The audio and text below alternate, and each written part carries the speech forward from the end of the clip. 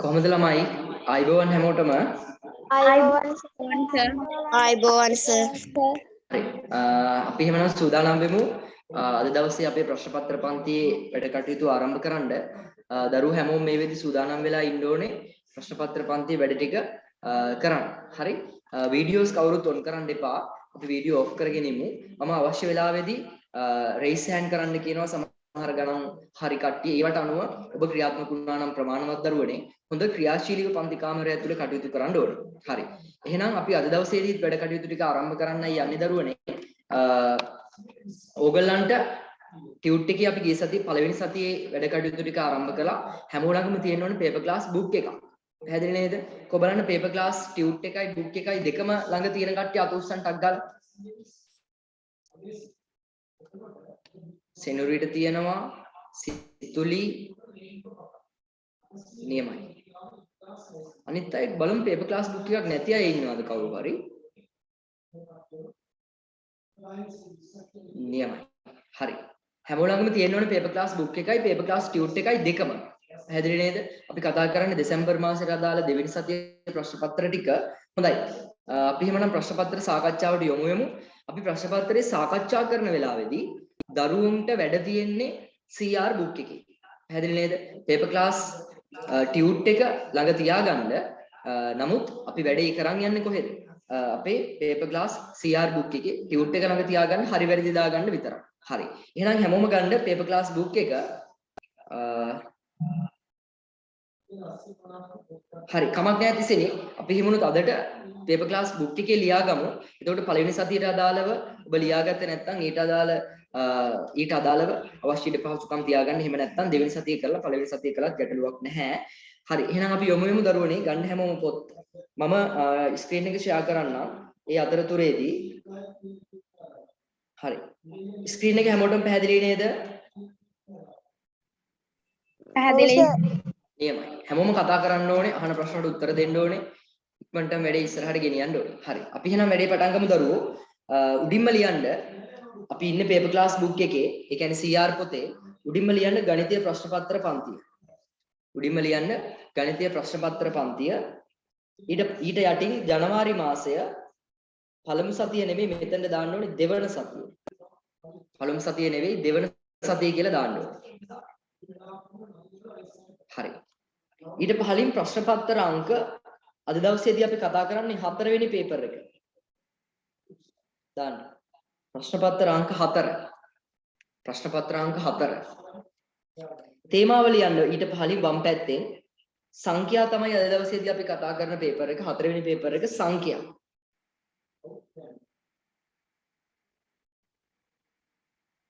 සංඛ්‍යා තේමාව. හරි. සංඛ්‍යා තේමාව. හොඳයි. මේ ටික ඔක්කොම ඉවරෙච්ච ගමන් ඉරක් ගහලා වෙන් කරන්න. ওই ටික ලියලා ඉවරෙච්ච ගමන් ඉරක් ගහලා වෙන් කරන්න. හරි. ඒ කොටස ලියන්න යටින් ඒ කොටස අපි යන්නේ ප්‍රශ්නාංක 1ට. අපි මේ හැම දෙයක්ම කරන්නේ අපේ CR බුක් එකේ දරුවනේ. මේ හැම දෙයක්ම කරන්නේ අපි CR බුක් එකේ. තාම අපි ටියුට් එකට ගියේ නැහැ. අවසාන අන්තිමට සියල්ල සාකච්ඡා කරලා තමයි ටියුට් එකට යන්නේ අපි.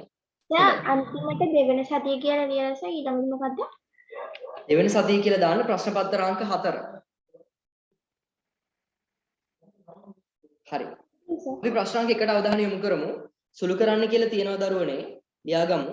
3 එකතු කිරීම 12 ගුණ කිරීම 3 නැවත අඩු කිරීම 1. අපි දන්න ඕනෑම සංඛ්‍යාත්මක ප්‍රකාශනයක මුලින්ම සුළු කරන්න ඕනේ මොනවද? ප්‍රබල කවුද? ගුණ කිරීම. ප්‍රබලයා ගුණ කිරීම. එහෙනම් මුලින්ම අපි ගුණ කිරීම කරලා ඉන්න ඕනේ නේද? එහෙනම් මේ දෙන්නව ගුණ කරමු. එහෙනම් මුලින්ම 12 වරක් 3 බලන්න 36යි. එයාගෙන් අඩු කරන්න තියෙනවා එකක්. එයාට එකතු කරන්න තියෙන ඉස්සරහින් 3ක්. ඊට පස්සේ ප්‍රබලය ඔක්කොම ඉවරයි. දැන් සුපුරුදු පරිදි එකතු කරන්න. 36යි 3යි 39යි 39න් එකක් ගියාම උත්තරය අපිට ලැබෙනවා 38ක් විදිහට. උත්තරය ලැබෙනවා 38ක් විදිහට. හරි. සෑම කෙටි ප්‍රශ්නයක් අවසානයේම ඔබ මෙන්න මෙහෙම ඉරක් ගහලා වෙන් කරන්න ඕනේ. සෑම කෙටි ප්‍රශ්නයක් අවසානයේම මෙන්න මේ විදිහට ඔබ ඉරක් ගහලා වෙන් කරන්න. හරි. අපි යනවා ප්‍රශ්නාංක 2ට. ඔබ වේගෙන් වැඩ කිරීම ඉතාම වැදගත් ලබුවයි.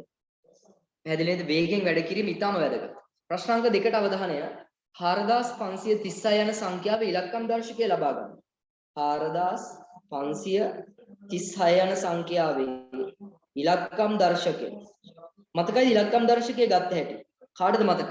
මතක කෙනෙක් ටක් ගාලා මයික් එක ඔන් කරලා කිව්වා. ඉලක්කම් දර්ශකය ගත්තේ කොහොමද? ඉලක්කම් ඔක්කොම එකතු කරනවා. නියමයි තිමාෂා. පැහැදිලි නේද? කොහොමද ගන්න ඉලක්කම් ටික ඔක්කොම එකතු කරන්න ඕනේ. ඒ කියන්නේ 4536 කියන සංඛ්‍යාව හැදිලා තියෙන ඉලක්කම්. 4 එකතු කිරීම, 5 එකතු කිරීම, 3 එකතු කිරීම, 6. මේ ටික ඔක්කොම එකතු කළාම 4යි 5යි 9යි 9යි 3යි 12යි 12යි 6යි 18යි. මාර වැඩි. ඉලක්කම් දෙකකින් තමයි ආවේ. හැබැයි මේ ලෝකේ කිසිම ඉලක්කම් දර්ශකයක් ඉලක්කම් දෙකකින් ඉන්න බෑ. ඉලක්කම් දෙකකට ආවොත් එහෙම දරුවෝ ආපහු ඔයාගේ ඉලක්කම් දෙකම එකතු කරලා 8යි 1යි 9යි කියලා තියන්න ඕනේ. එහෙනම් හොඳට මතක තියාගන්න ඕනේ කාරණාවක් තියෙනවා මොකද්ද? ඕනෑම සංඛ්‍යාවක ඉලක්කම් දර්ශකයේ ඉන්න ඕනේ එක සංඛ්‍යාවකින් විතරයි. පැහැදිලි නේද? එකම එක ඉලක්කමක් විතරයි ඉලක්කම් දර්ශකයේ ඉන්න පුළුවන්.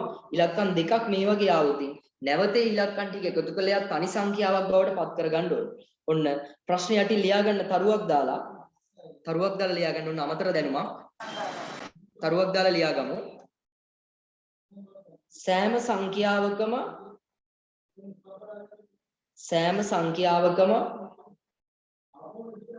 ඉලක්කම් දර්ශකය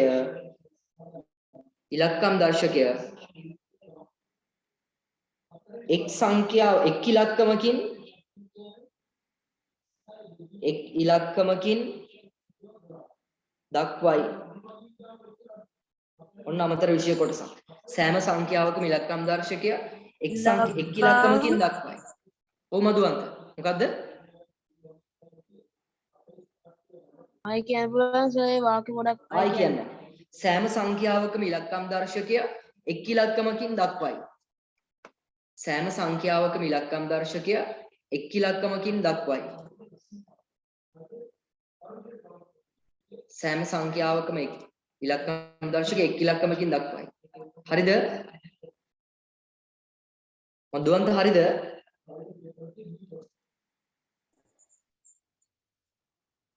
හරි සර් හරි. හරි. ප්‍රශ්නාංක 3ට අවධානය යොමු කරමු දරුවෝ. 4න් බෙදෙන සංඛ්‍යා ටික ඉලක්ක අඳින්න. මෙන්න සංඛ්‍යා ටික 4296 96 5000 තියෙනවා. නියමයි 5236 6822 5912 මතකයිද ඕනෑම සංඛ්‍යාවක් 4න් බෙදෙනවාද කියලා චෙක් කරගන්න පුළුවන් ක්‍රමයක් තියෙනවා. මතකයිද ඔයාලට? කොහොමද? අග ඉලක්කම් දෙක චෙක් කරන්න ඕනේ. හරියට හරි. අග ඉලක්කම් දෙක 4න් බෙදෙනවා නම් බලන්න දෙයක් නැහැ. ඒ සංඛ්‍යාව 4න් බෙදෙනවා. අපහු පාරක් ඕනෑම සංඛ්‍යාවක් 4න් බෙදෙනවා නම් මොනතරම් ලොකු වුණත් අග ඉලක්කම් දෙක දිහා විතරයි අපි බලන්නේ. මම ඔය හයිලයිට් කරලා තියෙන්නේ. එතකොට අග ඉලක්කම් දෙක 4න් බෙදෙනවා නම් දරුවනේ අනිවාර්යෙන් ඒ සංඛ්‍යාව 4න් බෙදෙනවාමයි. පැහැදිලි නේද? හරි. එහෙනම් 96 බලන්න 4න් බෙදෙනවද? කල්පනා කරලා බලන්න.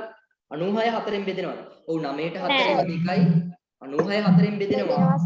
මේ බලන්න 96 4න් බෙදලා බලමු. 9ට 4 ඒවා 2යි එකක් ඉතුරුයි 16ට 4යි බෙදෙනවනේ. එහෙනම් මේ සංඛ්‍යාවත් 4න් බෙදෙනවා. ඔන්න. සංඛ්‍යාවත් 4න් බෙදෙනවා. 36 නම් බලන්න දෙයක් නැහැ 4න් බෙදෙනවා 36ට 4 ඒවා 9යි. 34 එන්න ඕනේ. මෙතන තියෙන්නේ 34. මෙතන තියෙන්නේ 34. එහෙනම් මෙයාව බෙදෙන්නේ නැහැ. මොකද 34 4න් බෙදෙන්නේ නැති නිසා 5234 4න් බෙදෙන්නේ නැහැ. 22 4න් බෙදෙන්නේත් නැහැ. හැබැයි 12 නම් 4න් බෙදෙනවා. නේද? ඒ අනුව සංඛ්‍යා 2යි 4න් බෙදෙන්නේ දරුවනේ. පළවෙනි එක තමයි 4296. ඊගාව එක තමයි 5912. තරුවක් දාලා ලියා ගන්න මෙතනදී. තරුවක් දාලා ලියා ගන්න සංඛ්‍යාවක් 4න්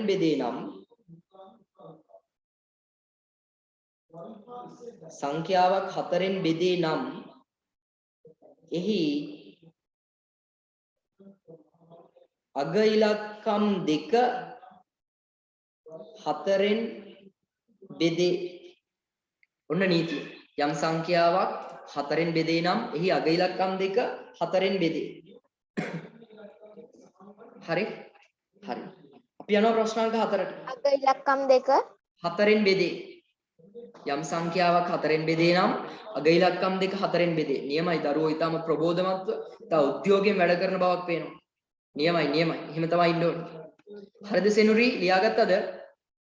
ඔව් සර්. නියමයි. හරි. අපේ සිත්මි ඉන්නවද?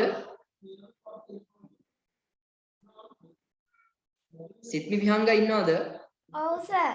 නියමයි විහංග. අපි යමු 4 වෙනි ගානට. ප්‍රශ්නාංක 4ට අවධානය යොමු කරන්න. ප්‍රශ්නාංක 4.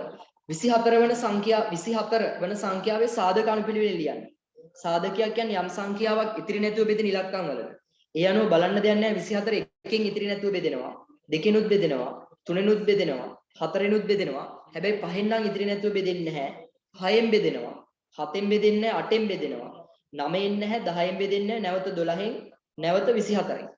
ඔන්න සාධක කියන්නේ යම් සංඛ්‍යාවක් ඉතිරි නැතුව බෙදෙන ඉලක්කම් වලට. පැහැදිලි නේද? එතකොට 24 එකෙන් බෙදෙනවා. ඕනම සංඛ්‍යාවක් එකෙන් බෙදෙනවනේ. 24 දෙකෙනුත් බෙදෙනවා. තුනෙනුත් බෙදෙනවා. හතරෙනුත් බෙදෙනවා. හැබැයි පහෙන් නම් බෙදෙන්නේ නැහැ. හයෙන් බෙදෙනවා. 6 වරක් 4නේ.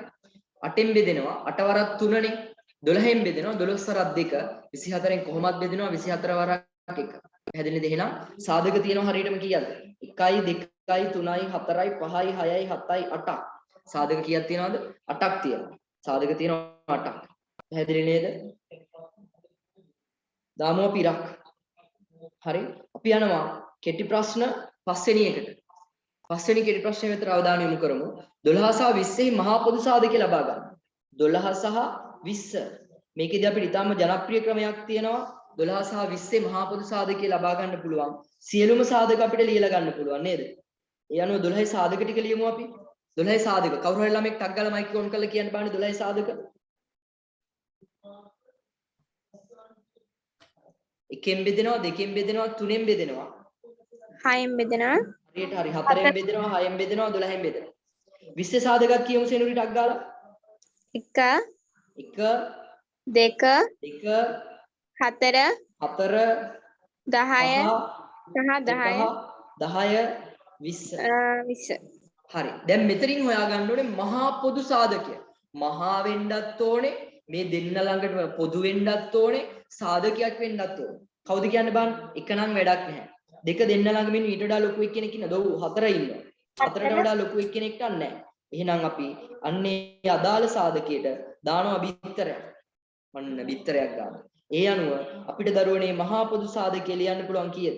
මහා පොදු සාධකය. මාපෝසා සමානයි 4යි. ප්‍රථමක සාධකයක් ඇසුරෙන් ලබාගෙන ඇති සමහර දරුවෝ ඒත් 4ම එන්න ඕනේ. එහෙම නැත්නම් බෙදීමේ ක්‍රමයටත් අරගෙන ඇති ඒත් 4ම එන්න ඕනේ. පැහැදිලි නේද? ඔබ මොන ක්‍රමයකට මහා පොදු සාධකය ගත්තත් ඔබට 4 ඇවිල්ලා තියෙන්න ඕනේ. පැහැදිලි නේද? හැම දරුවෙක්ම යන්න ටියුට් එකට, හැමෝම යන්න ටියුට් එකට. දැන් අපි මෙච්චරලා වැඩ කළේ පොතේ, CR පොතේ. 38 හරිනම් ලකුණු දෙකක් දාන්න. මෙතන ඔබ නිවැරදි ඉලක්කම් දර්ශකයේ 9 කියලා ගත්තා නම් ලකුණු දෙකක් දාන්න. 18න් නැවැත්තුවා නම් 1 ලකුණක් හම්බ වෙනවා. මෙතන ඔබ නිවැරදිවම 4න් බෙදෙන සංඛ්‍යා දෙක හොයාගත්තා නම් ලකුණු දෙකක් දාන්න දරුවනේ. සාධක මුකුත් අඩුපාඩු නැතුව ලියලා තියෙනවා ලකුණු දෙකක් දාන්න. කුමන හෝ ක්‍රමයකට මහා පොදු සාධකේ 4යි කියලා හොයාගත්තා නම් ලකුණු දෙකක් දාන්න. දාන්න ඔයාට අද දවසේ පළවෙනි පේපර් එකට, ඒ කියන්නේ අපේ ටියුට් එකේ 4 වෙනි පේපර් එකට 10න් ඔයාට ලකුණු කීයක් ලැබුණාද කියලා. ඒ කොටසට 10න් ලකුණු කීයද කියලා සටහන් කරමු. හොඳයි. අපි යමු හැමෝම B කොටස සාකච්ඡා කරන්න. හැමෝම සූදානම්ද දරුවෝ? කතා කරමුකෝ. හැමෝම නැහැට්ටිද B කොටසට? ඔව් සර්. නියමයි. අපේ මේ කවුද එඩියුකෝ එකේ දරුවෝ ටික ඉන්නවද? ඔව් සර්. නියමයි. එඩියුකෝ එකේ දරුවෝ ටික අත උස්සන්න බලන්න. කීප දෙනෙක් ඉන්නවා. නියමයි. හරි. සුපිරි. යමු ඉස්සරහට B කොටස සාකච්ඡා කරන්න යන්නේ දරුවෝ. ලියාගන්න B කොටස. මෙතන ඔය ඉරක් ගහලා වෙන් කරලා ඇති ලස්සනට. හරි. B කොටසට යන්නේ අපි. පළවෙනි ප්‍රශ්නෙට අවධානය යොමු කරමු. B කොටසේ රෝම ඉලක්කම් 1. බලන්න මොකද්ද කියන්නේ කියලා. 24 ප්‍රථමක සාධක වල ගුණිතයක් ලෙස ලියන්න. හරිම ලේසි. ප්‍රථමක සංඛ්‍යාවක් කියන්නේ මොකක්ද කියලා අහුවොත් දරුවෝ හැමෝම දන්නවා. ප්‍රථමක සංඛ්‍යාවක් කියන්නේ සාධක කීයක් තියෙනවද? සාධක කීයක් පමණක් තියෙනවද? දෙකක්. හරියටම හරි. සාධක දෙකක් පමණක් තියෙන සංඛ්‍යාවට අපි කියනවා ප්‍රථමක සංඛ්‍යාව. එහෙනම් මේ ලෝකේ තියෙන පළවෙනි ප්‍රථමක සංඛ්‍යාව 2. එහෙනම් 24 දෙකෙන් බෙදෙනවනේ. ඔව් 12යි. නැවත දරුවෝ 12ත් දෙකෙන් බෙදෙනවනේ. 6යි. නැවත 6ත් දෙකෙන් බෙදෙනවනේ. 3යි. ආයි 3 නම් දෙකෙන් බෙදෙන්නේ නැහැ. 3ට පස්සේ දෙකට පස්සේ තියෙන ප්‍රථමක සංඛ්‍යාව කවුද? 3 3 නියමයි. 3ට 3 ඒවා එකයි. එහෙනම් ප්‍රථමක සාධකවල ගුණිතයක් විදිහට ලිව්වොත් 24 සමානයි දරුවනේ. ಗುಣ කරන්න 2 වැඩි කිරීම 2 වැඩි කිරීම 3 දෙක වැඩි කිරීම වැඩි 3 කිරීම 2 වැඩි කිරීම 3 ඔන්න ප්‍රථමක සාධකයක් වලින් ලිව්වා අපි කවුද ප්‍රථමක සාධකවල ගුණිතයක් විදිහට ලිව්වා 24 හැදෙන්නේ නේද ප්‍රථමක සාධක වලින් බෙදලා ලියන්න තියෙනවා ඔහොම මෙයම රෝමිලක්කම් දෙකට දරුවෝ පේපර් ක්ලාස් එකේ ඉතාම වේගෙන් වැඩ කරන්න ඕනේ ඔබ හැදෙන්නේ නේද පුදුම වේගෙන් වැඩ කරන්න ඕනේ මොකද ඔයාට වේගය හදා ගන්න තියෙන හොඳම පන්තිය තමයි අපේ පේපර් ක්ලාස් එක හැදෙන්නේ ඒ නිසා ඔබ හිතන්න එපා අම්මෝ සර් ගොඩාක් වේගෙන් ගණන් හදනවා සර් හදන වේගෙට අපිත් ලියා ගන්න එපේ ඔව් හැදෙන්නේ ටියුට් එක පැත්තකින් තියලා පොතේ තමයි මේ හැම දෙයක්ම කරන්නේ ඔයාගේ වේගේ පුළුවන් තරම් ඉක්මනට අපි හදාගමු හැදෙන්නේ නේද හරි සර් උගන්වනවා වේගෙ වැඩි කියලා හිතනවාද කොයිම වෙලාවකවත් දරුවෝ එහෙම හිතනවාද නෑ නේද නැහැ සර් නියමයි අන්න එහෙම තමයි ඉන්න ඕන යමු රෝමිලක්කම් දෙකට 30 ප්‍රථමක සාධක වල ගුණිතයක් ලෙස ලියන්න. ඔන්න 30 ප්‍රථමක සාධක වල ගුණිතයක්. සර් 32කින් බෙදෙනවද? ඔව් 15යි. 15 ආපහු 2කින් බෙදෙනවද? නෑ. එහෙනම් ඊගාවට තියෙන්නේ 3. 15 3ෙන් බෙදෙනවා 5යි. 5 නැවත 3ෙන් බෙදෙන්නේ නෑ. 3ට පස්සේ තියෙන ප්‍රථමක සංඛ්‍යාව නියමයි සිත්නේ. 5. 5ට 5 ඒවා එකයි. එහෙනම් මෙන්න මම 30ත් ලිව්වා ප්‍රථමක සාධක ඇසුරේ. ප්‍රථමක සාධක වල ගුණිතයක් විදිහට 30ත් මම ලිව්වා. 2 වැඩි කිරීම 3 වැඩි කිරීම 5 2 වැඩි කිරීම 3 වැඩි කිරීම 5 ඔන්න 30 ප්‍රථමක සාධක ඇසුරෙන් ලිව්වා ඊගාවට රෝමිලක්කම් 3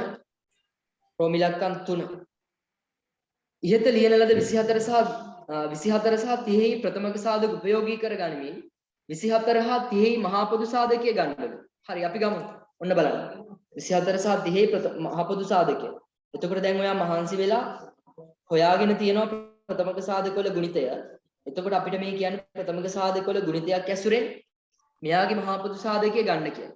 එහෙනම් 24 හැදිච්ච විදිය මතක් කරලා බලන්න. 24 හැදුනේ කොහොමද? ටක් ගාලා කියන්න බලන්න දෙවරක්. 2 වැඩි කිරීම 2 වැඩි කිරීම 2 වැඩි කිරීම 3. නියමයි. දෙවරක් 3. 30 හැදුනේ කොහොමද? 2 වැඩි කිරීම 3 වැඩි කිරීම 5. හරියටම හරි.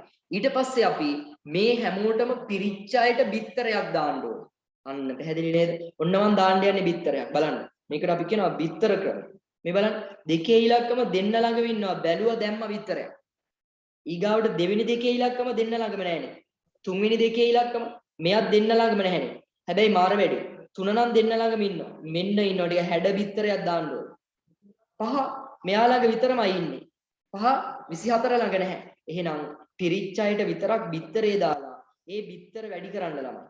ඒ කියන්නේ මහා පොදු සාධකය සමානයි රවුම් කරපු බිත්තර දෙකේ જાතියෙන් බිත්තරයක් රවුම් කළා තුනේ જાතියේ බිත්තරයකුත් රවුම් කළා. ඒ අනුව 3 වරක් 2 මහා පොදු සාධකය 6යි. 3 වරක් 2 කීයද? මහා පොදු සාධකය 6යි. හැමෝටම පැහැදිලිද? හැමෝටම තේරුණාද? තේරුණා. හැමෝම කතා කරන්න ඕනේ. හැමෝටම පැහැදිලිද? අහිංසා පැහැදිලිද? ඔව් සර් පැහැදිලි. නියමයි. ඊට පස්සේ අපේ තව කීප දෙනෙක් ඉන්නවා. ඉමාෂා පැහැදිලිද? ඔව් සර්. සුපිරි. ඊගාවට සිනුරි හරි නේද? තේරුණා නේද වැඩේ? ඔව් සර්. හරි. අපි යමු ඉදිරියට.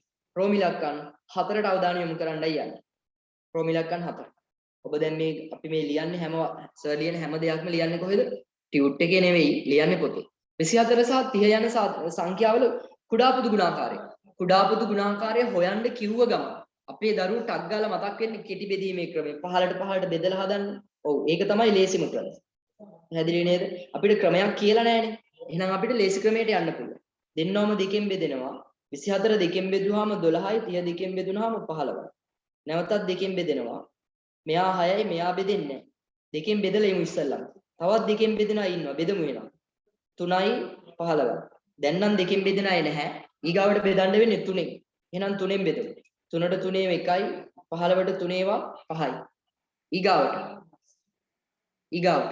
3ෙන් බෙදෙන අය නැහැ දැන් 5ෙන් කෙලින්ම. 1යි 1යි. සියල්ල බෙදිලා අවසන්. ඒ අනුව කුඩා පොදු ගුණාකාරය සමානයි. මේගොල්ලෝ ඔක්කොම ටික ගුණ කරන්න. හොඳ ළමයි ටික වගේ. 2 වැඩි කිරීම 2 වැඩි කිරීම 2 වැඩි කිරීම 3 වැඩි කිරීම 5.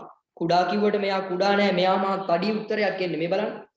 දෙවරක් 2 4යි, හතරවරක් 2 8යි, අටවරක් 3 24යි, 24 වරක් 5 කීයද? 120යි. හරියට හරි. 24 වරක් 5 බැලුව ගමන් අපිට එනවා මෙයාගේ කුඩා පොදු ගුණාකාරය 120ක්. ඒ අනුව 24ටයි 30ටයි කුඩාම පොදු ගුණාකාරය. ඒකෙන් කියවෙන්නේ ළමයි 24නුයි 3නුයි බෙදෙන චූටි මිලක්කම 120. පැහැදිලි නේද? ලියාගන්න මෙතනින් තරුවක් දාලා. මෙතනින් තරුවක් දාලා ලියාගන්න. කුඩා පොදු ගුණාකාරය කියන එකෙන් හැඟවෙන්නේ මොකද්ද? 24න් හා 30න් බෙදෙන කුඩාම සංඛ්‍යාව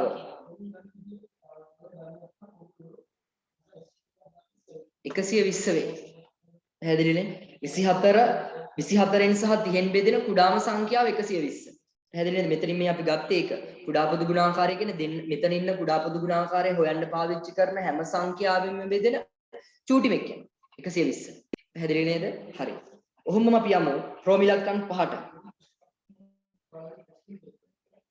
ප්‍රෝමිලක්කන් 5. ඉතිරි නැතුව 3න් බෙදිය හැකි සංඛ්‍යාවල පොදු ලක්ෂණය ලියන්න.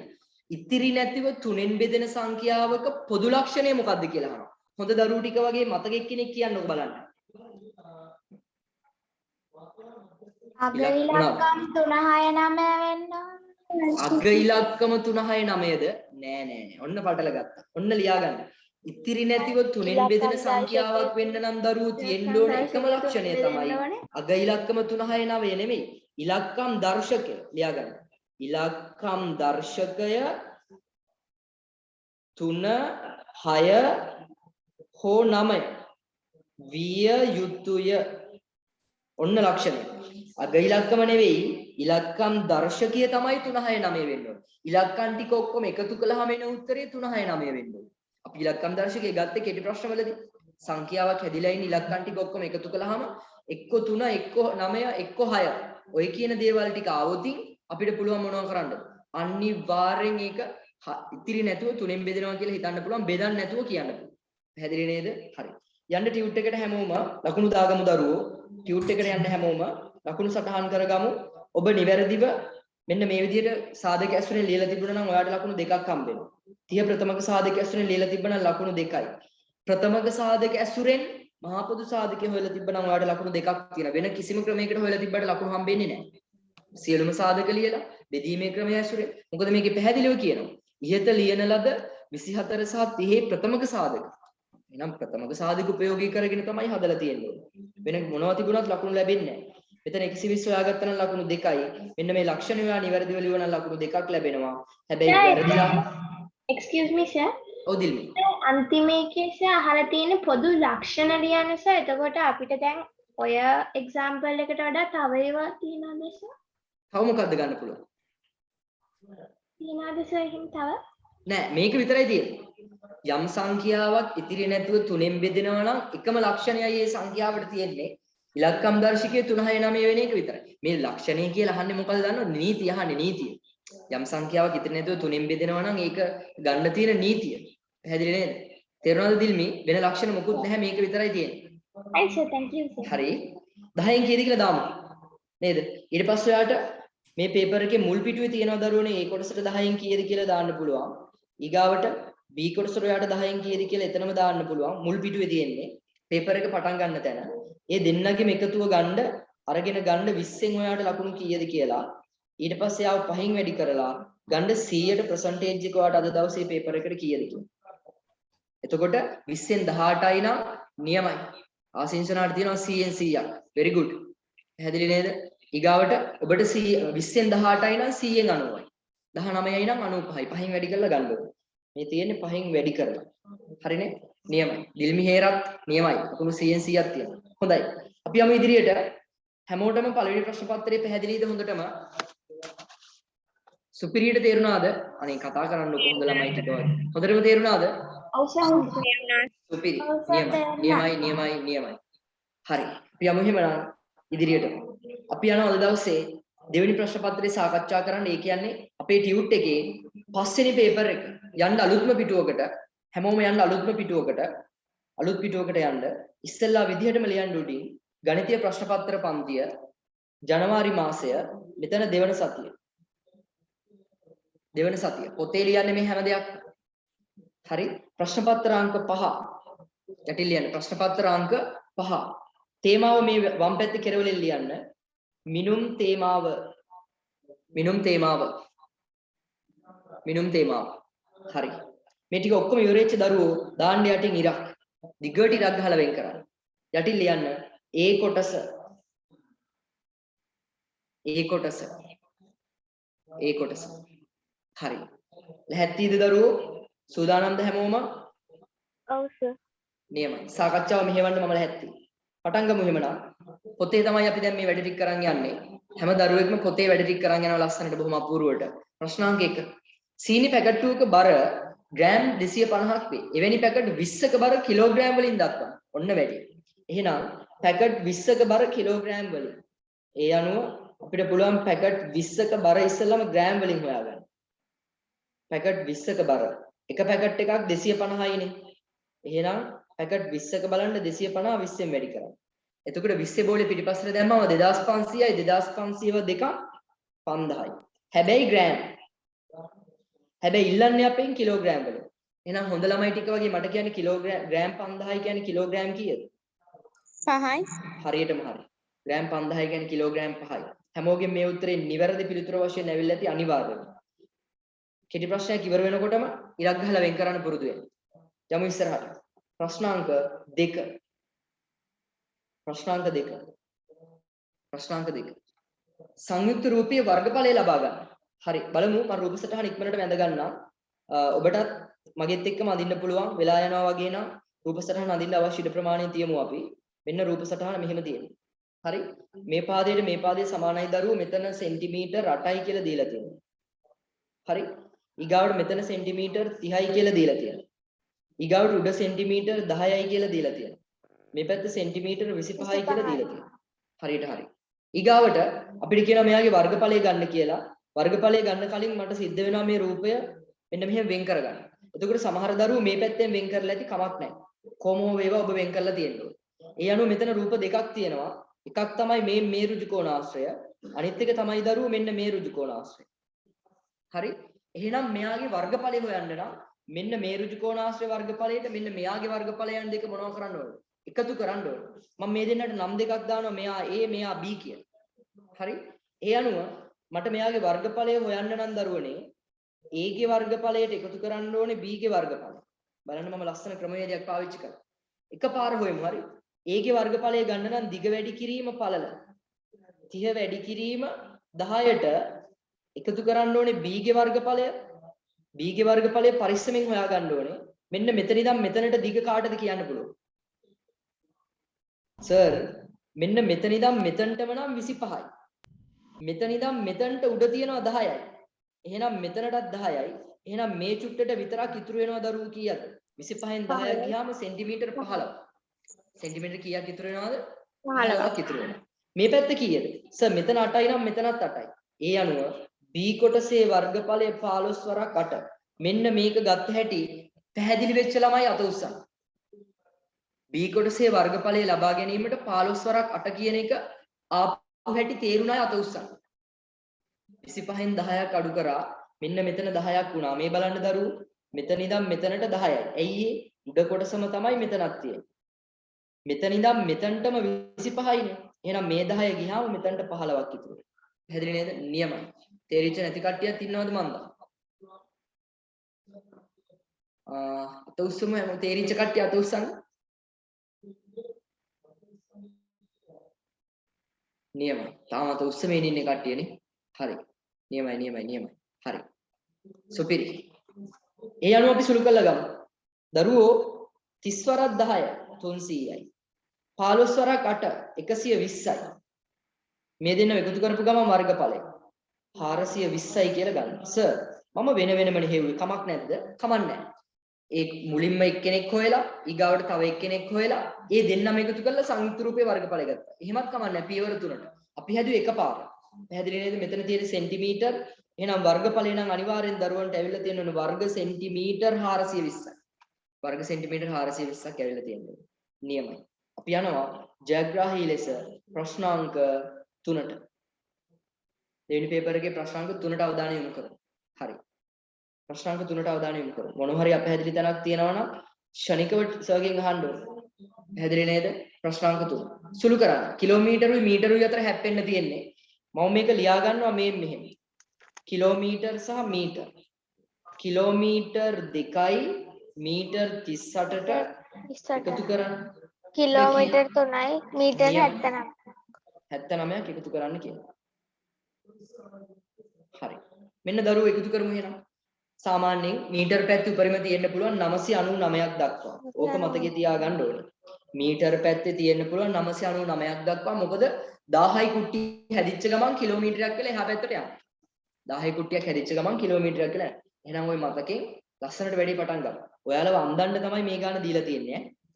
9 8යි එකතු කළාම 17න් 7 දැම්ම එකක් ඉතුරු. 7යි 3යි 10යි 1යි 11යි. සමහර දරුවෝ මෙතන කරන වැරද්ද තමයි මේගොල්ලෝ සමහර ළමයි මෙතනදී කරන වැරද්ද තමයි 11න් 1 දාලා එකක් එහා පැත්තට ගෙනියනවා. මෙතනත් ඇති එහෙම ගෙනියපු කට්ටිය. වැරදි. ඇයි 999ක් දක්වාම මීටර් පැත්තේ තියෙන්න පුළුවන් නම් 117ක් තියෙන්න පුළුවන්. පැහැදිලි නේද? තේරුණාද? මෙතනත් ඇති අනිවාර්යෙන් එකක් ඉතුරු කියලා එහා පැත්තට අරන් ගිහලා 17 දාපු කට්ටිය. පැහැදිලි. එහෙම කළොත් වැරදි. තේරුණා නේද? ඇයි 999ක් දක්වා තියෙන්න පුළුවන් මීටර් පැත්තේ. ඉතින් 117ක් එහෙනම් තියෙන්න පුළුවන්. එහා පැත්තට ගෙනියන්න දෙයක් නැහැ. ඒ අනුව 3යි 5 3යි 2යි එකතු කළාම 5යි. එහෙනම් අවසාන පිළිතුර කිලෝමීටර් 5යි කිලෝමීටර් 5යි මීටර් 117යි. නියමයි මාෂා. පැහැදිලි නේද? Kilometre 5යි metre 117යි. ආවද මේ උත්තරේ? සර් මට ඒ ගාන තේරුන්නේ ඔව් සර්. ආපහු කියා දෙන්නම් මధుවන්ත. මේ බලන්න මధుවන්ත ආපු නිසා මම නැවතත් කියා දෙනවා. මధුවන්ත මට කියන්න මීටර් කිලෝමීටර් එකකට මීටර් කීයද? 10යි. 10යි. ඒ කියන්නේ මధుවන්ට මීටර් පැත්තේ අපිට 999ක් වෙනකන් තියෙන්න පුළුවන් නේ. එහෙම නේද? 1000ක් වෙච්ච ගමන් කිලෝමීටරයක් වෙලා එහා පැත්තට යනවා. එහෙම නේද මధుවන්ත? ඔව්. හරි. ඒ අනුව දැන් අපි මෙයාලා එකතු කරලා බලමු. 9 8 එකතු කළාම 17යි. 17න් 7 දැම්ම එකක් ඉතුරු. දැන් 999ක් වෙනකන් තියෙන්න පුළුවන් ඈ. 17න් 7 දැම්ම එකක් ඉතුරු. 7යි 3යි 10යි 1යි 11යි.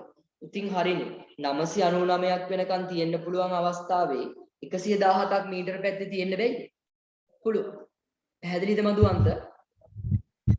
පුළුවන් සර් තියෙන්නේ. තේරුණා නේද වැඩි පැහැදිලිද දැන්? ඔව් සර්. නියමයි. ඒ අනුව ඉතුරු නෑ 3යි 2යි 5යි. අවසාන පිළිතුර කිලෝමීටර් 5යි මීටර 117යි කියලා දරුවන්ට ඇවිල්ලා තියෙනවා. පැහැදිලි නේද? හරි. යමු ප්‍රශ්නාංක 4ට. ප්‍රශ්නාංක 4ට අවධානය යොමු කරන්න. සියලුම දරුවෝ ජයග්‍රාහී ලෙස ප්‍රශ්නාංක 4. පරිමිතිය ගණනය කරන්න මෙන්න තියෙන රූප සටහනක්. ඇඳගමු ඉක්මනටම මේන් රූප සටහන. මේ හැම කොටසක්ම සමානයිලු. හරි? මේ එක පැත්තක් මීටර් සෙන්ටිමීටර් 8යි. සෙන්ටිමීටර 8යි. හරියට හරි. හොඳට මතක තියාගන්න දරුවනේ පරිමිතිය යනු වටේ දිගයි. පරිමිතිය යනු මොන දිගයිද? වටේ දිගයි. එහෙනම් කවදාවත්ම මෙන්න මේ මැදින් තියෙන දිග අපිට ගන්න පුළුවන් පරිමිතියට. කවදාවත් හරියටම හරි. කවදාවත් ගන්න බෑ. ඒ අනුව මෙයාගේ පරිමිතිය සමානයි දරුවෝ. වටේ දිගවල් ටික විතරක් එකතු කරන්න. 8ට 8ට 8ට 8ට 8ක්. 8 එකතු කිරීම. ඔව්. 8 ගුණ කිරීම 5 කියලා. හරියටම හරි. මම මේ කියන්න හැදුවා විතරයි. 8 වගේම 1යි 2යි 3යි 4යි 5ක් තියෙනවනේ. 8 වරක් 5 වැඩි කරලා 40යි කියලා ගත්තත් හරි. එහෙම නැත්නම් 8 5 පාරක් එකතු කරලා ගත්තත් හරියටම හරි. මොකද හැම පාදයක්ම සමානයිනේ. කොහොම ගියත් සෙන්ටිමීටර් 40 ඔයාට එනවා. පැහැදිලි 8 වරක් 5 බැලුවත් එකයි 8 5 පාරක් එකතු කළත් එකයි. හැබැයි එහෙම කරන්න පුළුවන් සමාන අවස්ථාවන් වලදී විතරයි. හොඳට මතක තියාගන්න. සමාන අවස්ථාවන් වලදී විතරයි එහෙම කරන්න පුළුවන්. පැහැදිලි නේද? හරි. ඔව් සර්. නියමයි. යමු ඉදිරියට ප්‍රශ්නාංක 5. ප්‍රශ්නාංක 5. ජයග්‍රාහී පස්සේ රෝමිලක් පස්සේ ප්‍රශ්න. අපිට කියන සමචතුරස්‍රයේ පරිමිතිය සෙන්ටිමීටර් 18යි මිලිමීටර් 8ක් වෙහි පැත්තක දිග. සමචතුරස්‍රයක් කිව්ව ගමන් මතක් වෙන්න ඕනේ. සර් ඔව්. සර් මට හතරවෙනි ප්‍රශ්න චුට්ටක් පෙන්නන්නකෝ. හරි මේ තියෙන හතරවෙනි ප්‍රශ්න. thank you sir. එක පැත්තක් සෙන්ටිමීටර් 18යි මිලිමීටර් 8යි. මේක ලේසි මොනවා කරගත්තා නන්ද? මේ ඔක්කොම ටික මිලිමීටර් කරගත්තා නම් හරියටම හරි. මට කියන්න සෙන්ටිමීටරයට මිලිමීටර කීයද ළමයි? 10ට 10. එහෙනම් සෙන්ටිමීටර් 18යි මිලිමීටර් 8යි කියන තැන මිලිමීටර් විතරක් කොච්චරක් තියෙනවද? 8යි. නෑ. මං අහන්නේ සෙන්ටිමීටර් 18යි මිලිමීටර් 8 ඇතුලේ මිලිමීටර්ම කීයක් තියෙනවද? 26. මෙතනම තියෙනවා 180. 26. මෙතනම තියෙනවා කොච්චරද? 180ක්. ඇයි එකකට 10යි නම් 18කට 180යි. 10යි මෙඩිකල්. එහෙනම් එයාට 8ක් එකතු කරන්න. එහෙනම් මෙතන මිලිමීටර් තියෙනවා 180. 188. හරියට හරි. මිලිමීටර තියෙන 188. ඒ අනුව දැන් පුළුවන් අපිට පැත්තක දිග හොයන්න බොහොම පහසුයි. 188 පරිස්සමෙන් බෙදාගමු අපි කීයෙන්ද? 4ෙන්. පරිස්සමෙන් බෙදාගමු 4ෙන්. 18 ඔන්න බලන්න මම බෙදනවා. 18ට 4 ඒවා 4යි. 4 වරක් 4 16යි 18යි තව දෙකක් ඉතුරු. මේ දෙක මං හිමීට උඩින් තිබ්බා. 28ට 7යි. ඒ අනුව මිලිමීටර් 47ක් එනවා මොනවද? පැත්තක දිග. සර් බෙදපු හැටි චුට්ටක් දීර්ඝ බෙදීම දාලා බෙදලා පෙන්නන්නකො. හා මේ බලන්න. 188 බෙදනවා දරුවෝ මම කීයෙන්ද? 4ෙන්. 18ට 4යි 16යි දෙකක් ඉතුරුයි 8 ගෙනාව 15ට 28ට 7යි 28යි බිඳුවයි. මෙන්න තියෙනවා 47 අපහැටි. පැහැදිලි නේද? තේරුණාද? ඕන්නම් මේක යම් ළමයෙක්ට ලියන්න පුළුවන් සෙන්ටිමීටර් සහ මිලිමීටර් වලින් 47යි කියන්නේ සෙන්ටිමීටර් 4යි මිලිමීටර් 7යි. පැත්තක දිග සෙන්ටිමීටර් 4යි මිලිමීටර් 7යි.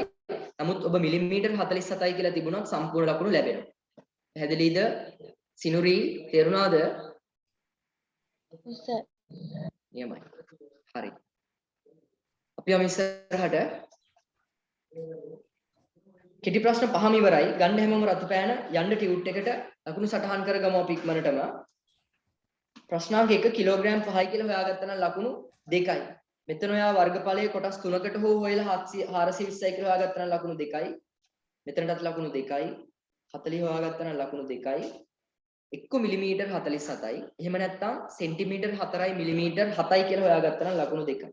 දාන්න ඔයාට ඒ කොටසට 10න් කීයද කියලා අද දවසේ දෙවෙනි පේපර් එකට. අද දවසේ දෙවෙනි පේපර් එකට කීයද කියලා දාන්න. නියමයි. හොඳයි.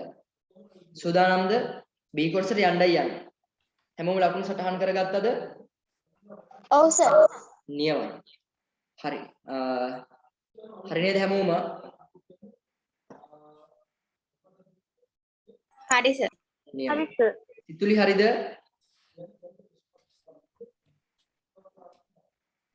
හරි සර්. හරි. ටිෆනි හරිද? ලැහැත්තිද?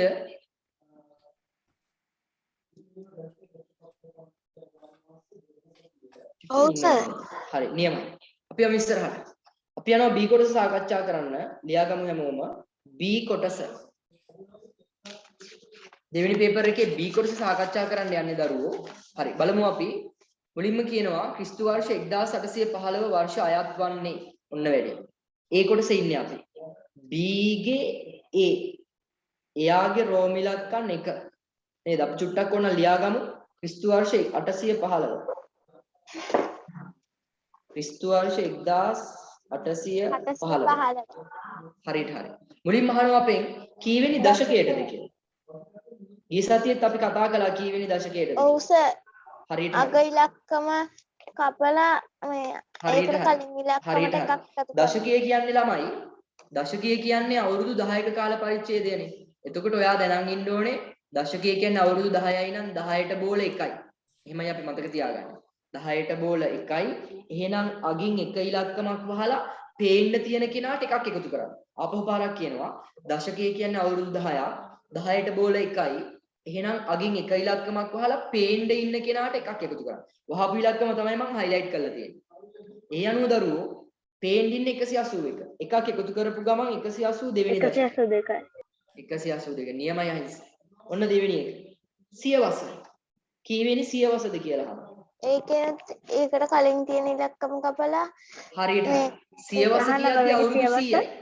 සියවස කියද්දී අවුරුදු 100යි. 19 වන සියවස. 100ට බිංදු 2යි ඉලක්කම් දෙකක් වැහුවා. 19 වන සියවස. හරියට. එකතු කර. පේන්න තියෙන කෙනාට 19 වන සියවස. එහෙනම් 18ට එකක් එකතු කළාම 19යි. ඊගාව අවස්ථාව. මේ බලන්න සහස්‍රකය. කීවෙනි සහස්‍රකයද කියලා අහනවා. එතකොට ඉලක්කම් 3ක් කපලා හරියටම පේන සහස්‍රකය කියන්නේ අවුරුදු 1000ක්. එහෙනම් 18.3යි. දෙවනි එහෙනම් අග සහස්‍රකය ඉලක්කම් 3ම වැහුවා. පේන්න ඉන්න කෙනාට එකක් එකතු කළා. එකනේ සර් ඉන්නේ. එකට එකක් එකතු කළාම දෙවෙනි සහස්‍රකය. එහෙනම් 1815 කියන්නේ 182 වෙනි දශකය, 19 වෙනි සියවස, දෙවෙනි සහස්‍රකය. මෙතනදී මට දරුවන්ට කියන්න ඕන දෙයක් තියෙනවා. වහන හැම ඉලක්කමක්ම බිඳුණා. අපි හිතමු දශකයේ හොයන වෙලාවේ වහපු ඉලක්කම බිඳුව. එතකොට නම් එකක් එකතු කරන්න යන්න එපා ඈ. එතකොට එකතු කරන්නේ නැහැ. වැහුවා පේන්න තියෙන කෙනා ලිව්වා. ඒ බිඳු නම් විතරයි. වහන ඉලක්කම් ඔක්කොම බිඳු වෙන්න ඕනේ. සියවස හොයනකොට වහපු දෙන්නම බිඳුණා. හැබැයි වහන්නේ බිඳුවකුයි ඉලක්කමකුයි නම් මේ කතාව අදාළ නැහැ. පැහැදිලි නේද? උදාහරණයක් වශයෙන් ගත්තොත් 1800 වගේ අවස්ථාවක්. දශකයේ හොයද්දි වැහුව ඉලක්කම බිඳුව. එහෙනම් එකතු කරන්න යන්නේ නැහැ. සියවස හද්දි වහපු ඉලක්කම් දෙකම බිඳු. එතකොට එකතු කරන්න යන්නේ නැහැ. 18 වෙනි සියවස. සහස්‍රකයේ හොයද්දි වෙනස් වෙනවා. වහපු ඔක්කොම බිඳු නෙවෙයි. වහපු ඉලක්කම් වලින් 2යි බිඳු අනිත් එක 8. එතකොට එකක් එකතු කරන්න ඕනේ. එක්කද? එහෙනම් ඔන්න මතක තියාගන්න. ඔව්. සර් එතකොට අගට විතරක් බිඳුවක් තිබ්බොත් ඔව් එතකොට අගට විතරක් බිඳුවක් තිබුණොත් එහෙම අපෙන් අහන්නේ දශකයනේ. ඒ කියන්නේ ඔයා අහන්නේ මේ වගේ අවස්ථාවක්. මට තේරෙනවා මේ වගේ අවස්ථාවක් නේද? ඔව් සර් ඔව් එතකොට මේකෙදි වෙන්නේ මෙහෙමයි දශකයේ හොයන වෙලාවේදී විතරයි එකතු වෙන්නේ නැත්තේ. හැබැයි සියවස හොයද්දි වහපු ඔක්කොම බිඳු නෙවෙයිනේ. ඉලක්කමකුත් වෙහිලා තියෙනවා. අන්න එතකොට 19 වෙනි සියවස. පැහැදිලි නේද හින්සා? ඔව් සර් හරි. හොඳ ප්‍රශ්න අහන්නේ දරුවෝ නියමයි. ප්‍රශ්න අසමින් තමයි ඉගෙන ගන්න ඕනේ. ඒ අනුව අපි යනවා ඊගාව කොටසට B අවස්ථාව. B අවස්ථාවට අවධානය යොමු කරමු. සුළු කරන්න. අවුරුදු මාස දින. අවුරුදු මාස දින. අවුරුදු 3යි බලන්න. මාස 7යි දින මාස 7යි දින 15යි. එකට එකතු එයාට එකතු කරන්න ඕනේ අවුරුදු 2යි මාස 8යි මාස 8යි දින 22ක්. නියමයි. අපි එකතු කරමු. මෙතන ඔයාලට හොඳ අවබෝධයක් තියෙන්න ඕනේ අවුරුදු මාස දින කියන දේවල් පිළිබඳව. අවුරුද්දක් කියන්නේ මාස කීයද? මාසයක් කියන්නේ දින කීයද? පැහැදිලි නේද? දින කීයක් තියෙන්න පුළුවන්ද? හරි. එකතු කරන්න. දරුවනේ මාස එකක් කියන්නේ දින 30යි. දින පැත්තේ 30 කුට්ටි පේනිච්ච ගමන් කුට්ටි එළියට ඇද්ද එහා පැත්තට යවුවා. බැලුව බැලමට පේනවා 15ට 22ක් එකතු වෙච්ච ගමන් 30ට වඩා වැඩිනේ. කීයද? 37යි. 37න් අදින්න 30ක් එළියට. ඇද්ද ගමන් මෙතන 7යි ඉතුරු වෙන්නේ දරුවෝ. අර ඇදපු 30 යනවා එහා පැත්තට මාස එකක් වෙලා. 8යි 7යි 15යි 15යි 1යි 16යි. මාර වෙලා. 16ක් තියෙන්න බෑ මාස පැත්තේ 12ක් එළියට අදිනවා. එතකොට මෙතන ඉතුරු වෙන්නේ තව 4යි. අර එළියට ඇදපු 12 අවුරුද්දක් වෙලා එහා පැත්තට යනවා. 3යි 2යි 5යි ආපු 1යි 6යි. ඊයන් අවසාන පිළිතුර කීයද? අවුරුදු 6යි මාස 4යි දින 7යි. 7යි දින 7යි. පැහැදිලිනේ? ඔන්න ලස්සනට ලියාගමු කටුවැඩේ යටින්ම හදමු. පැහැදිලිනේ? එතකොට උත්තරේ එනවා අවුරුදු 6යි මාස 4යි දින 7යි. දින කීයද? 7යි. පැහැදිලි නේද? ටක් උඩට කරන්න. හරි. මෙන්න ලියාගමු අවශ්‍ය දරුවෝ. Thank you sir. නියමයි. අපි යමු ඉදිරියට. ඉදිරියටම ගමන් කරමු. මෙහා රෝම ඉලක්කම් 1 B අවස්ථාවේ මෙන්න රෝම ඉලක්කම් 2. රෝම ඉලක්කම් 2. ඔන්න බලන්න අපිට කියනවා මාලාගේ උපන්දින 2004 4:25 4යි 1 වුණා නම් තමයි වැඩේ. පැහැදිලි නේද? වෙලාවට 4:25 වුණා. 2016 4 අන්න 2016 4යි 1 වන දින මාලාගේ වයස අවුරුදු මාස දින වලින් සොයන්න. අවුරුදු වයස අවුරුදු මාස දින වලින් සොයන්න. හරි. උපන්දිනේ හදන්න තියෙනවා. ඔව්. එතකොට අර මේ කලින් බ්‍රිජ් ගානේ මාලාගේ වයස අඩු කරනවනේ. හරියට හරි. ඒ අනුව අපෙන් ඉල්ලන්නේ 2016 4යි 1 වෙනි දිනට මාලාගේ මේ වයස. එහෙනම් ඉස්සෙල්ලාම අපි ලියාගමුකෝ. අවුරුදු මාස දින. එතකොට අපෙන් ඉල්ලන දවසෙන් උපන්දිනේ අඩු කරන්න ඕනේ. ඉල්ලන්නේ 2016 4 වෙනි මාසේ පළවෙනිදට 2004 මාසේ 4 වෙනි මාසේ 25 වෙනිදා ඉපදිච්ච මාලාගේ වයස. හරි පරිස්සමෙන් ගමු. හරි. දින එකෙන් කොහොමත් 25ක් අඩු කරන්න බෑනේ මාස පැත්තෙන් ඉල්ල ගන්න වෙනවා. ඒ කියන්නේ 30ක් එන්නේ. 30යි 1යි 31යි. 31න් 25ක් අඩු කරපු තැන හරියට වෙනවා දින 6ක්. දින 6යි. මාස 4න් එකක් දුන්න දැන් මාස 3යි තියෙන්නේ. 3න් 4ක් බැරි නිසා අවුරුදු පැත්තෙන් ඉල්ල ගන්නවා 12ක් එන්නේ. 12යි 3යි 15යි. 15න් 4ක් අඩු කරන්න හොඳ ළමයි ටික වගේ. 11යි. හරියට හරි. ඒ අනුව මාස 11යි. අවුරුදු 2016ක් තිබ්බා. එකක් දුන්න නිසා දැන් තියෙන්නේ 2015යි. ඒ කියන්නේ මෙතන 5යි. 5න් 4ක් ගියාම 1යි. එකෙන් බිඳුවක් 1යි. බිඳුවෙන් බිඳුවක් බිඳුව අන්න. එහෙනම් කීයද? මෙයාගේ වයස මාලාගේ වයස කීයද? අවුරුදු 11යි මාසත් 11යි දින 6යි. අවුරුදු 11යි මාස 11යි දින 6යි. කවදටද? 2016 4යි පළවෙනිදට. ඉපදිච්ච අවුරුද්ද ඔන්න ඔයාලටත් පුළුවන් මොනවා කරන්නද? අද දවසට උනත් ඔයාගේ වයස කොච්චරක්ද කියලා හොයාගන්න. අද දවසට උනත් ඔයාගේ වයස කොච්චරක්ද කියලා හොයාගන්න පුළුවන්. හොඳයි. අපි යමු එහෙමනම් අද දවසේ ඊගා ප්‍රශ්න. Excuse me sir. ඔව්. සර් ප්‍රශ්නේ ආයි කියලා දෙන්න පුළුවන්ද? ආයි කියලා දෙන්න. අපෙන් අහන්නේ මාලාගේ වයස අවුරුදු මාස දින වලින් එයාගේ මොන අපිට කියන දවසක් මෙන්න මේ දවසට තමයි ඉල්ලන්නේ. 2016 4යි පළවෙනිදාට තමයි කාගේ වයසද? මාලාගේ වයස ඉල්ලන්නේ. එතකොට අහිංසා අපි මතක තියාගන්න ඕන දේ තමයි ඕනම වෙලාවක කිසියම් කෙනෙක්ගේ වයසක් යම් කිසි දවසකට ඉල්ලන ඕනම වෙලාවක අපිට කරන්න තියෙන බොහොම සරල දෙයක්. ඒ අදාළ ඉල්ලන දවසෙන් එයාගේ බර්ත්ඩේ එක අඩු කරන්න ඕන. දැන් අහිංසගේ අද දවසට වයස හොයාගන්න පුළුවන් 2022 ජනවාරි 12. 1/12න් ඔයාගේ බර්ත්ඩේ එක අඩු කරපු ගමන් ඔයාට හම්බ වෙන මොකද්ද? අද දවසට ඔයාගේ වයස අවුරුදු මාස දිනවලින්. එහෙනම් අපි මේ කලේ මොකද්ද? මේ මාලාගේ මාලාගේ මොනවාද වයස හොයාගත්තා 2016 4යි පළවෙනිදාට. පැහැදිලි නේද අහිංසා? පැහැදිලි සර්. නියමයි. අපි යමු ඉදිරියට. ප්‍රශ්න අංක 3. ප්‍රෝමිලක්කම් 3. දාවන තරගයේදී ජයග්‍රහණය කළ චාමිකට ඒ සඳහා ගත වූ කාලය මිනිත්තු 1යි තත්පර 53කි. දෙවෙනි ස්ථානයේ ලැබූ ඉන්දික මිනිත්තු 2යි තත්පර 21කදී එම තරගය අවසන් කරන ලදී. දෙවෙනි ස්ථානයේ ලැබූ ඉන්දික තරගය අවසන් කළේ චාමිකට වඩා කොපමණ කාලයකට පසුද? ලේසි. අඩු කරන්නයි තියෙන්නේ. හරි. වැඩිපුර කාලයක් ගත වෙලා තියෙන දෙවෙනියට කියපු කියලා. එහෙනම් අපි හොයාගමු මිනිත්තු සහ තත්පර තියෙන්නේ මෙතන. මම ලියාගත්තා මිනිතත් අදාළ ඒකක දෙක. මිනිත්තු 2යි තත්පර 21ක් තමයි වැඩිපුර අපේ කාර්යයෙන් දෙවෙනි ස්ථානය ලැබපු ඉන්දිකට ගිහිල්ලා තියෙන්නේ. හැබැයි පළවෙනි ස්ථානය ගත්තු චාමිකට ගිහිල්ලා තියෙන්නේ මිනිත්තු 1යි තත්පර 53ක්. අඩු කරපු ගමන් හම්බ වෙනවා කොච්චර කාලයක් වැඩිපුර ගිහිල්ලාද කියලා. හරි. බැලුව බැලමට අඩු කරන වෙලාවේ මම දරුවන්ට දෙන උපදේශක්. කවදාවත් එක එක්කිනා ගැන හිතන්න එපා. කුට්ටිය ගැනම හිතන්න. මොකද සර් ඒ කිව්වේ. කියන්නේ එකෙන් තුනක් අඩු කරන්න පුළුවන්ද කියලා නෙවෙයි ඔයා බලන්න ඕනේ. කෙලින්ම කුට්ටියම බලන්න. 21කින් 53ක් පුළුවන්ද? බෑනේ. එහෙනම් මිනිත්තු පැත්තෙන් ගන්න මේ පැත්තට මිනිත්තු එකක් එනවා කියන්නේ තත්පර පැත්තටදී 60ක් එනවා. ඒ අනුව 60යි 21යි මේ පැත්තේ දැන් 81ක් තියෙනවා. 81කින් 53ක් අඩු කරන්න. 11න් 3ක් 8යි. මෙතන ඉතුරුයි 7ක්. 7න් 5ක් ගියාම 2යි. ඒ අනුව මෙතනට එනවා මිනිත්තු නෙමේ තත්පර 28ක්. සර් මිනිත්තු දෙකමයි තිබ්බේ දෙකෙන් එකක් දුන්නානේ. දැන් තියෙන්නේ 1යි. එකෙන් එකක් ගියාම බිඳුව. එහෙනම් කොච්චර කාලයක් වැඩිපුර ගියාද ඉන්දිකට චාමිකට වඩා? තත්පර 28ක්. හරියට හරි. එහෙනම් මෙතනින් ඔයා ලියන්න ඕනේ ලස්සන තරුවක් දාලා මොකද්ද? ගාන හදපු තැනින් තරුවක් දාලා ලියන්න ඕනේ. ඉන්දිකට තත්පර 28ක් වැඩිපුර ගත වී ඇත. වැඩිපුර ගත වී ඇත. හැදෙන්නේ නේද?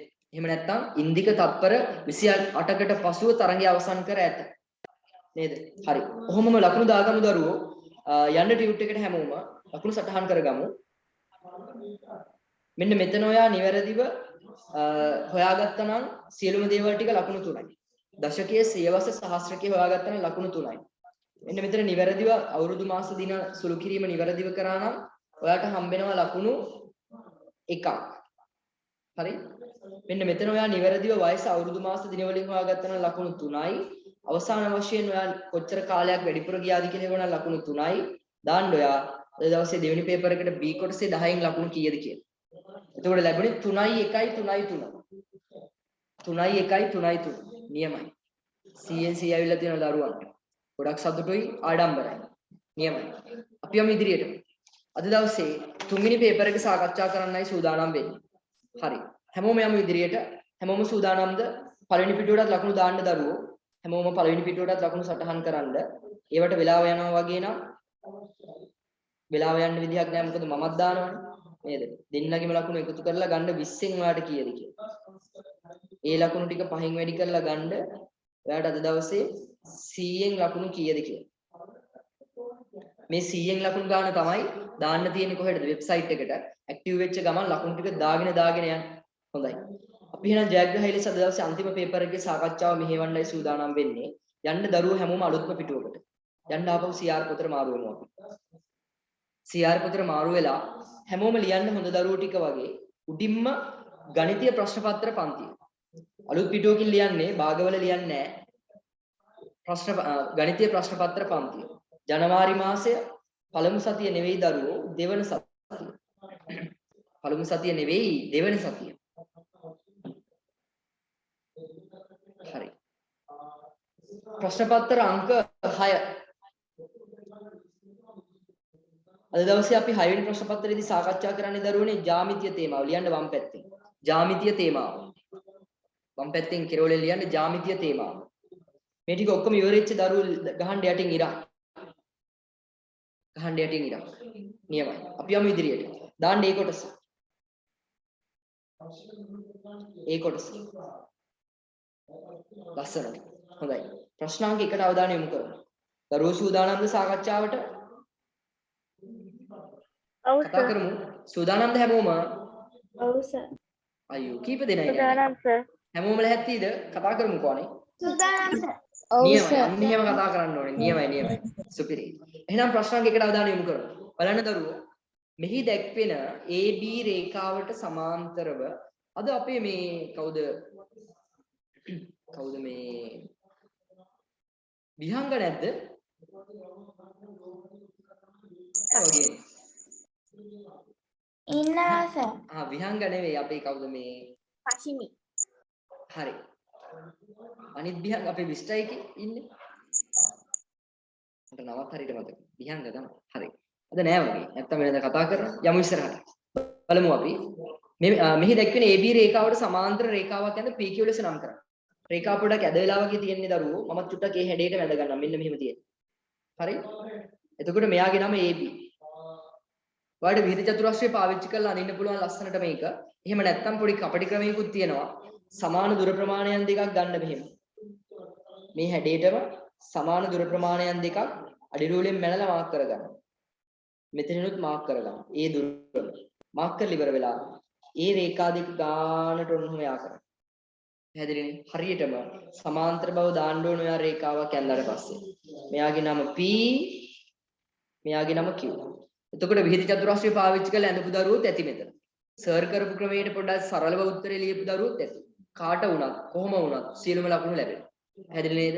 ඒතර විභාගෙදිත් එහෙමයි නේද? ටීචර් දන්නේ නැහැ මොනවද? විහිද චතුරස්‍රය තියලා දැන්නේ නැද්ද යන්නේ කියලා එයා දන්නේ නැහැ.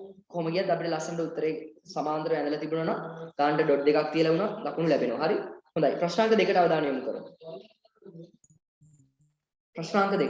පොඩ්ඩක් ගන්න මේ පොඩ්ඩක් කරන්නකෝ සර්. හරි. ඔය තියෙන්නේ ස්ක්‍රීන් එක පොඩ්ඩක් හරි මදුවන්ත ඔන්න ස්ක්‍රීන් එක පහළ ගෙනාවා බලන්න. දෙවෙනි ප්‍රශ්නෙට ඒ අතරේ අපි යමු. රූපයේ දැක්වෙන කෝණෙහි ශීර්ෂය හා බාහු ලියන්න. හරි. මෙන්න කෝණය අපිට මෙහෙම තියෙන්නේ. බලන්න මෙයා P මෙතන Q මෙතන R. ශීර්ෂය කියන්නේ බාහු දෙක ඇවිල්ලා හම්බෙන තැන. එහෙනම් මෙයාගේ ශීර්ෂය Q. හරියට හරි. මෙයාගේ ශීර්ෂයේ දරුවෝ Q.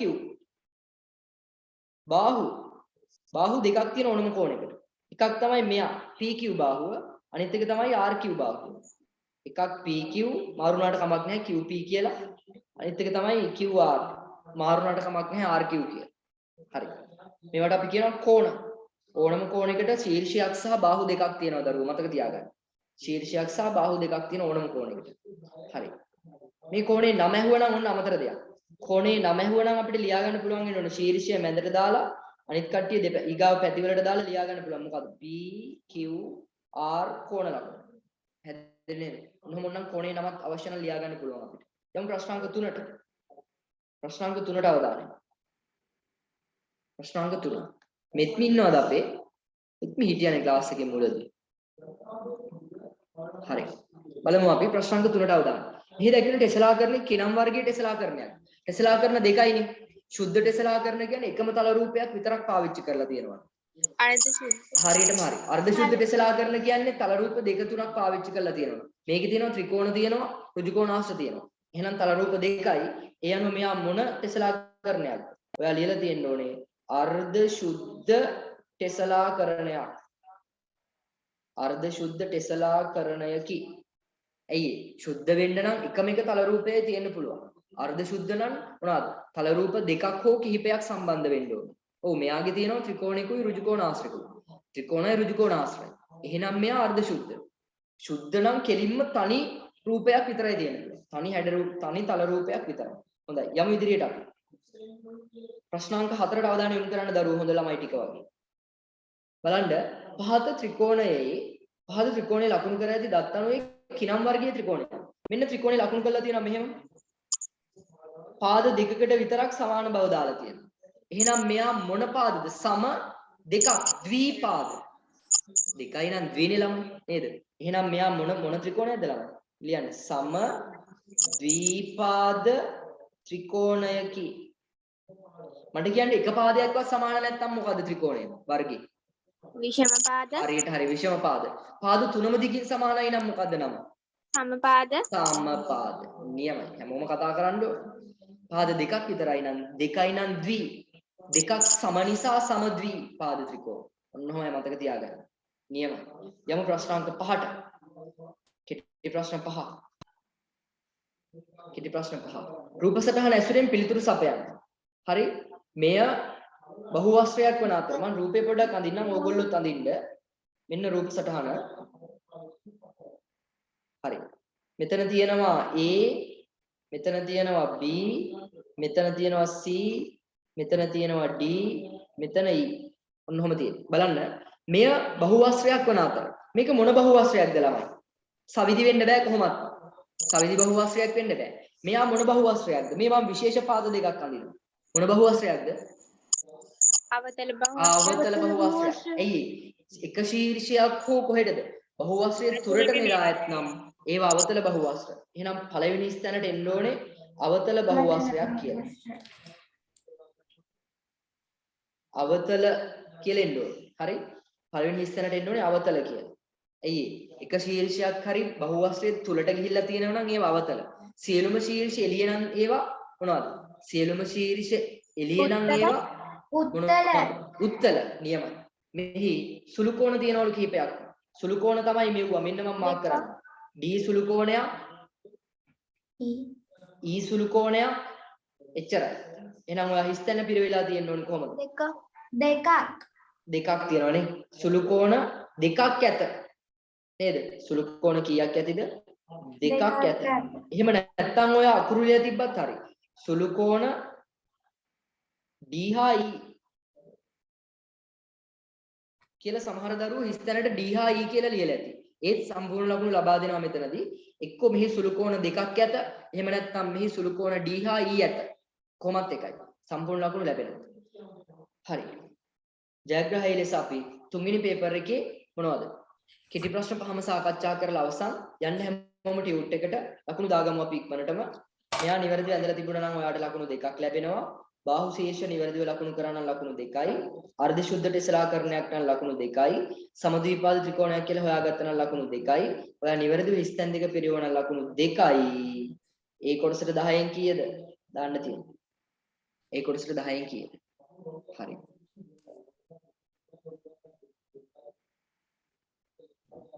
දිනුජ හරිද දිනුජ?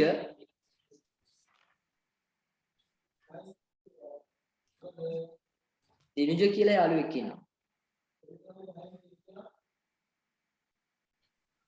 හරි සර්. එහෙමයි. දිනුජ කොහෙද දිනුජ ඉන්ස්ටිටියුට් එක 20යි කේද? ඕ සර්. එහෙමයි. හරි. යමු ඉදිරියට අපි. B කොටස සාකච්ඡා කරන්න යන්නේ. ඉරක් ගහගමු අපි. B කොටස ලියමු. සර්. ඔව්. සර් මම ජනක සර්ගේ පුතා. හරි හරි හරි. අපේ ජනක සර්ගේ පුතාද? ඔව්. හරි දිනුජ හරි හරි. අපි වැඩේ කරගෙන යමු ඉස්සරහට. නියමයි. හරි. පැහැදිලි නේද දිනුජ වැඩ ටික තේරුණා නේද? ප්‍රශ්න පත්‍ර දෙකම අවසාන කොටස ඉන්නේ අපි. නියමයි. ලකුණු දාගත්තා නේද? හරි දිනුජ. යමු. ඉස්සරහට යමු අපි. පහත බලන්න B කොටසට අවධානය යොමු කරමු දරුවෝ. පහත දී ඇති බහුවස්ත්‍ර භාවිතයෙන් අසා ඇති 1 2 3 කොටස් වලට පිළිතුරු සපයන්න. ඔන්න බලන්න. රූප සටහන් ටික මම වේගෙන් ඇඳ ගන්නම්. ඒතකොට මට පැහැදිලි කරන්න ලේසි නිසා ඕගොල්ලෝ මගෙත් එක්කම ඇඳ ගන්න පුළුවන් කට්ටිය ඇඳගමු. මෙයා විෂමපාද ත්‍රිකෝණයක්. හරි? ඊගාවට මෙන්න මෙහෙම රූප සටහනක් තියෙනවා. හරි? මේ කොටස සමානයි කියලා දීලා තියෙනවා. මේ පාද සමානයි කියලා දීලා තියෙනවා. ඊගාවට කෝණ සියල්ලම සමානයි කියලා දීලා තියෙනවා. හරි? ඊගාවට ඔන්නෝම සවිදි ෂඩාශ්‍රයක් දීලා තියෙනවා. පාද සියල්ලම සමානයි, කෝණ සියල්ලත් සමානයි. හරි? ඊගාව ටිකක් තරුවක් වගේ හැඩයක් දීලා තියෙනවා මෙන්න මෙහෙම එකකින්. හරි?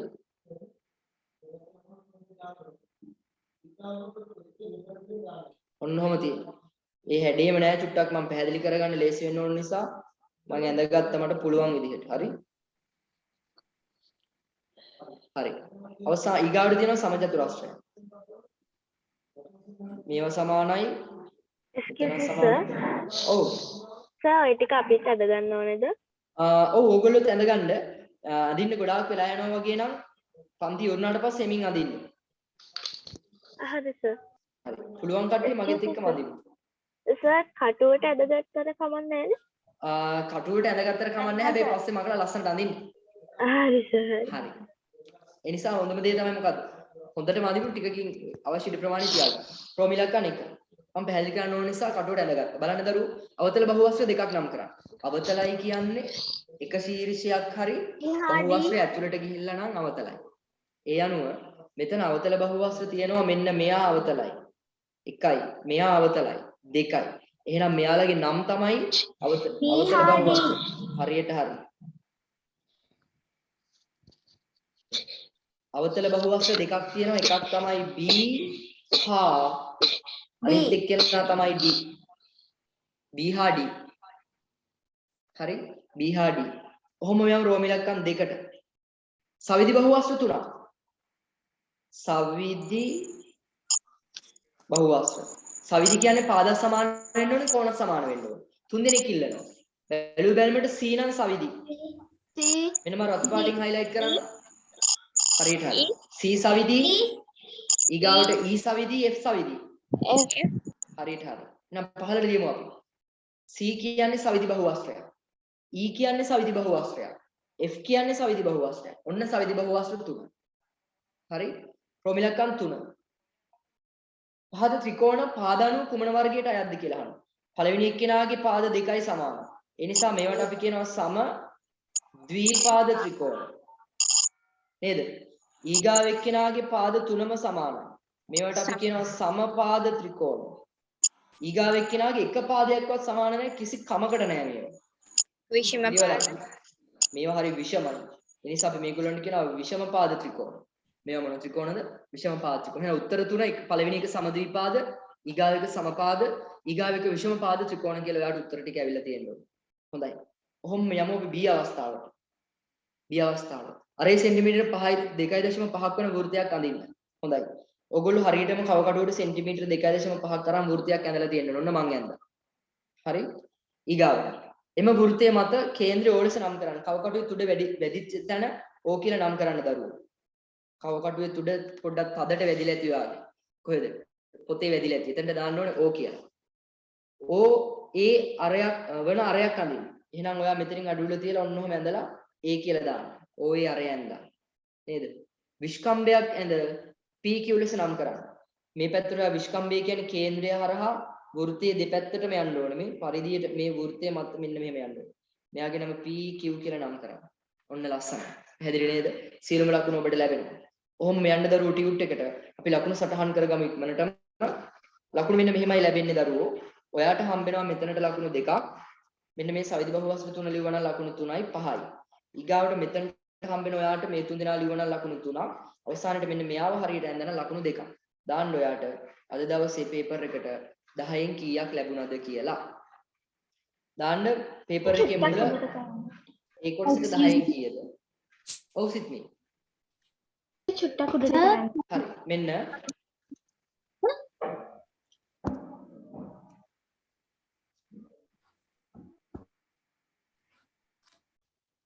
සර් ඉලක්කම් වලට ලකුණු කීයක් හම්බ වෙනවද?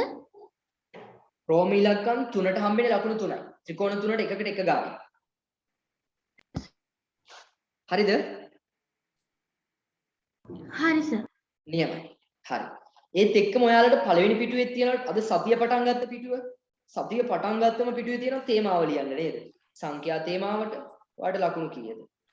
100න් කීයද? එතරම් තියෙන අධීක්ෂණ සටහන. ඊගාවට අපි කතා කළේ මිනුම්.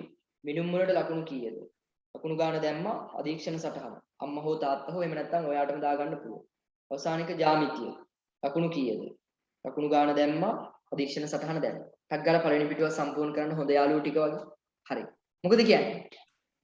ප්‍රශ්න පත්‍ර 3ම ඉවරයි. හැමෝටම අද දවසේ ප්‍රශ්න පත්‍ර 3 ගැන මොකද කියන්න පුළුවන්? පැහැදිලිද? තේරුණාද? හැමෝටම හොඳටම සුපිරියට තේරුණාද? තේරුණා සර්. සුපිරියද? සුපිරි සර්. නියමයි. හරි. හොඳයි. අපි එහෙනම් අද දවසේ නියමයි. ප්‍රශ්න පත්‍ර පන්තියේ වැඩ ටික මේ විදිහට අවසන් කරනවා. ලබන සතියේ අපි ලබන සතියේ දැන් ඔයාලට අද මේ අපි කළේ ලබන සමුදා කරන්න පන්තිය කරන්න බැරි වෙච්ච නිසා තමයි අද කළේ. ඔයාලගේ පන්තිය බදාදර නෙවෙයි තියෙන්නේ සඳුදා කීයටද? 9 ඉඳන් 10 මාර වෙනකම් තියෙන්නේ. එතකොට ඊගාව සතිය නම් සඳුදාට සුපුරුදු පරිදි පන්තිය පැවැත්වෙනවා. එතකොට ඔයාලා තුන්වෙනි සතියට අදාළ ප්‍රශ්න පත්‍ර 3 කරලා ලැහැත්ති වෙලා ඉන්න ඕනේ. පැහැදිලිද මේක වඩාත්ම ඵලදායී වෙන්නේ දරුවනේ පේපර් එක සාකච්ඡාවට කලින් ඕගොල්ලෝ පේපර් එක කරලා තිබ්බහම තමයි වඩාත්ම ඵලදායී වෙන්නේ. නේද? එතකොට ඔයාලට අඩුපාඩු දාගන්න පුළුවන්, ලකුණු සටහන් කරගන්න පුළුවන්, ඇත්තටම ඔයාගේ ලකුණු කීයද කියලා දාන්න පුළුවන්. පැහැදිලි නේද? හරි. ඒ විදිහට නම් සූදානම් වෙලා ඉන්නව නේද තුන්වෙනි සතියට ඕගොල්ලෝ? ඔව්. හරි. ඔව් සර්. අපි එහෙනම් අද දවසේ ප්‍රශ්න පත්‍ර පන්තිය මේ විදිහට අවසන් කරනවා. අපේ සතිය සුපුරුදු වෙලාවට අපි සඳුදා කියනවා. රාත්‍රී 9 ඉඳන් 10:30 වෙනකම් පැය එකමාරක් ප්‍රශ්න පත්‍ර පන්තියත් එක්ක සම්බන්ධ වෙමු. එහෙනම් ලබන සතිය අපි හම්බෙමු. හැමෝටම සුබ රාත්‍රියක්. පරිස්සමින් සතුටින් ඉන්න. ආයුබෝවන් ළමයි. Hi, sir. අයිබෝවන් සර්. Thank you, sir.